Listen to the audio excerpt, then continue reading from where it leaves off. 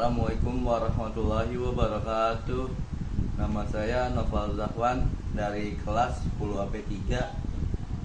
Kali ini saya ingin menceritakan tentang peristiwa Hari Pahlawan yang jatuh pada tanggal 10 November dan para tokoh-tokohnya. Yang kedua tentang Kongres Sumpah Pemuda tanggal 26, 27, 28. Dan yang ketiga, masuknya kolonialisme ke Indonesia. Yang pertama, Hari Pahlawan. Sejarah pahlawan tidak terlepas dan terjadinya peristiwa Surabaya yang pecah pada 10 November 1945 silam. Pertempuran Surabaya menjadi salah satu pertempuran besar dan tersulit yang pernah dihadapi oleh para pejuang Indonesia. Penyebab terjadinya pertempuran ini adalah datangnya pasukan sekutu yang ditunggangi Allied Forces Netherlands East Indies atau NICA pada 25 Oktober 1945. NICA yang dipimpin oleh Brigadir Jenderal Albertine Walter Sutter Malabi langsung masuk ke Surabaya dan mendirikan pos pertahanan. Setelah berjuang sampai akhir, AWS Malabi berhasil dijatuhkan dan digantikan Mayor Jenderal Eric Carden Robert Manser yang mengeluarkan ultimatum 10 November 1945 yang memerintahkan pasukan Surabaya menyerahkan persenjataan dan menghentikan perlawanan. Apabila tidak dipatuhi, sekutu mengancam akan menghancurkan Surabaya dari darat, laut, dan udara. Pertempuran hebat itu berlangsung lebih dari 2 pekan dengan setidaknya 20 ribu orang Indonesia gugur. Ada banyak sekali tokoh yang ikut terlibat dalam pertempuran 10 November 1945 di Surabaya. Kali ini saya akan menyebutkan dan menjelaskan profil singkat tokoh yang berperan dalam pertempuran Surabaya. Jadi asal-usul Hari Pahlawan ini, 7 tokoh yang berperan dalam pertempuran Surabaya 10 November 1945 adalah 1. Bung Tomo. Bung Tomo atau Sutomo merupakan pahlawan nasional yang lahir pada 3 Oktober 1920 di Surabaya. Salah satu peran besar Bung Tomo dalam pertempuran 10 November 1945 di Surabaya yakni melalui pidatonya. Pidato yang disampaikannya berhasil membangkitkan semangat rakyat Surabaya untuk kembali melawan para penjajah. Merdeka atau mati merupakan kalimat ikonik yang disampaikan kepada para pejuang sebelum pertempuran 10 November 1945. Tak hanya itu saja, yang peperangan terjadi Surabaya, Bung Tomo juga memimpin Barisan Pemberontak Rakyat Indonesia (BPRI). 2. Gubernur Suryo. Raden Mas Tumenggung Aryo Soerjo merupakan gubernur Jawa Timur yang jadi pencetus pertempuran Surabaya 10 November 1945. Karena posisinya sebagai gubernur Jawa Timur, tentu saja ia banyak terlibat dalam urusan kemerdekaan Indonesia. Selama pertempuran Surabaya, peran gubernur Surabaya adalah melakukan komunikasi meminta pertolongan pada pemimpin negeri. Hingga akhirnya keputusan penuh diberikan pada Gubernur Suryo untuk menghadapi sekutu. Pidatonya dikenal dengan Komando Kramat. 3. Maijen Sungkono.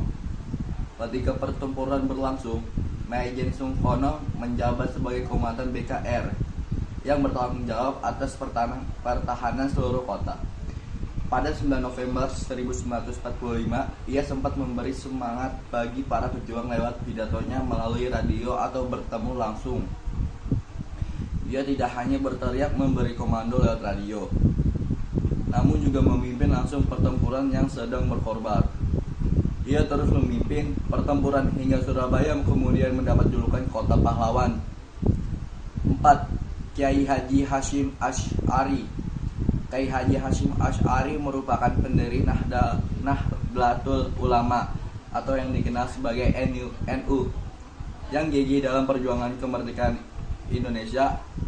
Perannya dalam pertempuran Surabaya berawal dari fatwa resolusi jihad yang dicetuskan pada 22 Oktober 1945.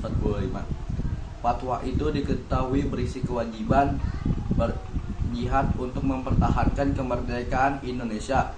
Bahkan pidato yang dia sampaikan oleh Bung Tomo ternyata terinspirasi dari resolusi jihad yang disampaikan Kiai Haji Hasyim Asy'ari loh. 5. Maijen Moestopo.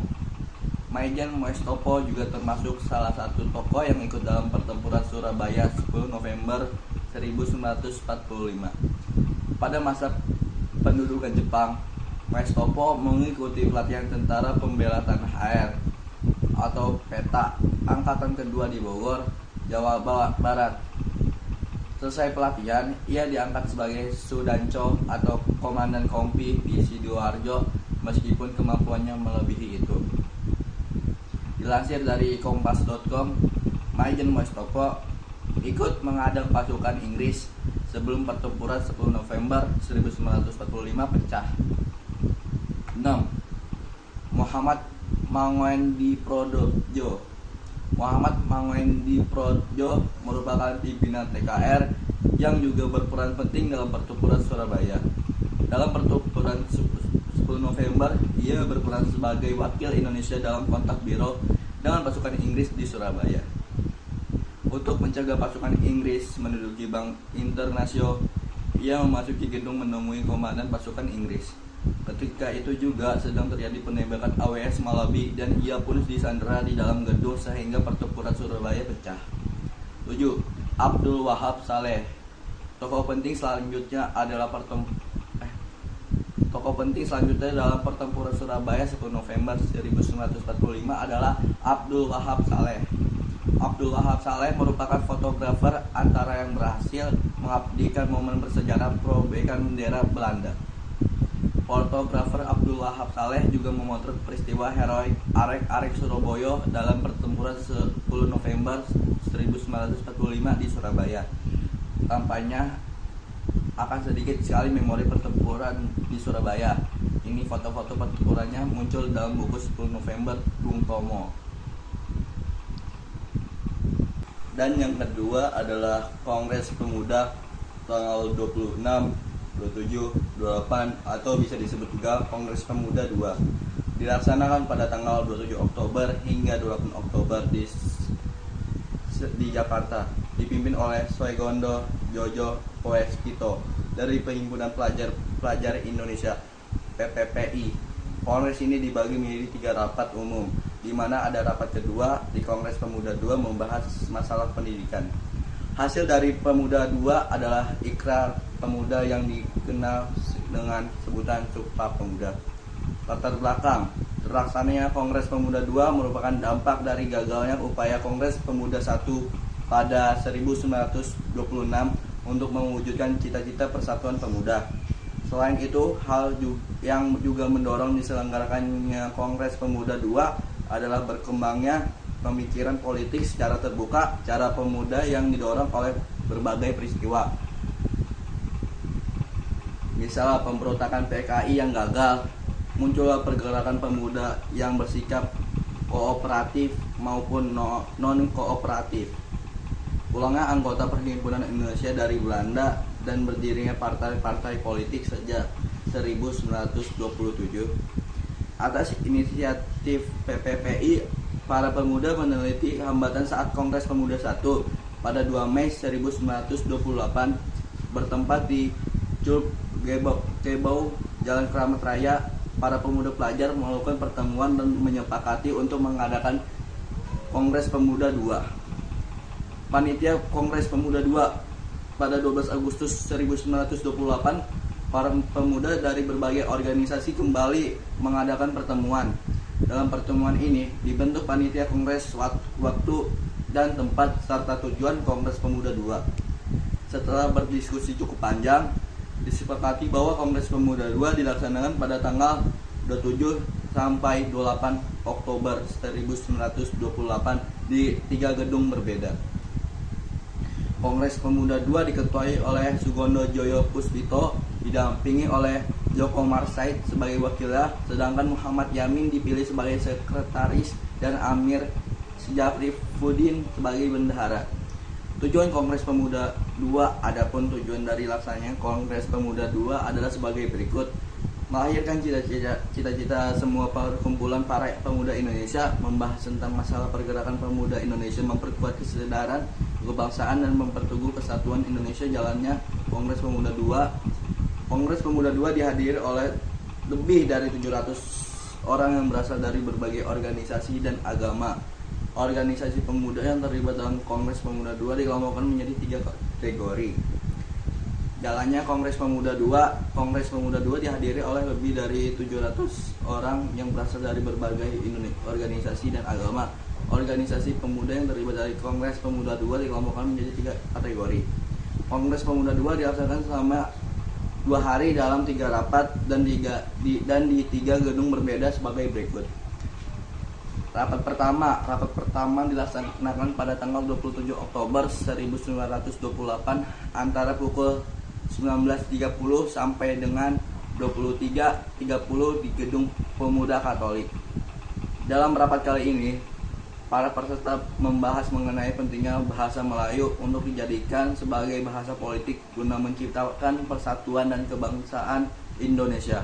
Selain itu, dibahas juga gagasan untuk mewadahi perjuangan pergerakan dalam bentuk organisasi yang bersifat nasional. Rapat kedua diselenggarakan tanggal 28 Oktober 1928 dari pukul 8 sampai 12 pagi di Gedung OOS Java Bioskop, sekarang di Jalan Medan Merdeka Utara. Para peserta membahas mengenai peran penting pendidikan untuk bisa membantu mewujudkan kemerdekaan Indonesia. Sarmidi Mangwen Sarwono dan Ki Hajar Dewantoro sebagai pembicara Kongres menyampaikan betapa pentingnya pendidikan nasional yang harus diberikan kepada setiap anak Indonesia. Rapat ketiga masih di hari yang sama, tanggal 28 Oktober 1928 pukul 17.30 sampai dengan 23.30 di Gedung Indonesia Celuk Gebau dilaksanakan rapat ketiga. Rapat ini membahas tentang 5 hal, yaitu arak-arakan pandu penyampaian hal mengenai kepanduan oleh ramelan penyampaian dari pergerakan pemuda Indonesia dan pemuda di tanah luaran oleh Soenario mengambil keputusan mengakhiri kongres. Hasil kongres Minggu 28 Oktober 1928 menjelang pukul 22 seluruh peserta kongres berkumpul untuk merumuskan hasil kongres. Saat itu Muhammad Yamin meminta Sabtu untuk membacakan rumus resolusi yang ia buat selengkapnya. Keputusan Kongres Pemuda II pada 28 Oktober 1928 dibacakan oleh ketua untuk meminta persetujuan dari para peserta. Saat waktu dibacakan, keputusan Kongres itu disebut dengan Ikrar Pemuda, yang kemudian dikenal dengan sebutan Sumpah Pemuda. Dengan begitu, Kongres Pemuda II menghasilkan Sumpah Pemuda yang mulai tahun 1959 diperingati setiap tanggal 28 Oktober sebagai Hari Sumpah Pemuda. Yang ketiga adalah masuknya kolonialisme ke bangsa Indonesia. Kolonialisme di Indonesia bermula dari bangsa Portugis. Ekspedisi yang mereka lakukan pertama kali dipimpin oleh Vasco da Gama. Bersama krunya, Vasco da Gama berhasil berlayar hingga mendarat di Kalkuta, India. Sayangnya, ia berpendapat bahwa India bukanlah negara penghasil rempah-rempah yang mereka cari. Mengikuti jejak da Gama, Alfonso de Albuquerque melaksanakan ekspedisi lanjutan. Ia dan krunya berhasil mencapai Malaka. Bangsa Spanyol juga mengikuti Portugis dalam pencarian rempah-rempah. Ekspedisi yang dilakukan oleh Christopher Columbus sayangnya belum menemukan daerah penghasil rempah-rempah. Hal tersebut kemudian mendorong Magalhães untuk melakukan pelayaran yang sama. Kapal Magalhães tiba di Kepulauan Maluku yang kaya sangat rempah-rempah. Sementara itu, ekspedisi Belanda dipimpin oleh Cornelis de Houtman. Ketika tiba di Banten, ia dan krunya disambut baik oleh Sultan Abdul Mukafir Mahmud Abdul Qadir. Tapi Belanda berniat untuk monopoli pasar di sana, hingga akhirnya mereka diusir. Belanda kembali lagi di tahun 1598 dengan tujuan berdagang, tapi mereka menyebar dari Banten hingga ke Maluku. Terima kasih. telah mendengar cerita saya.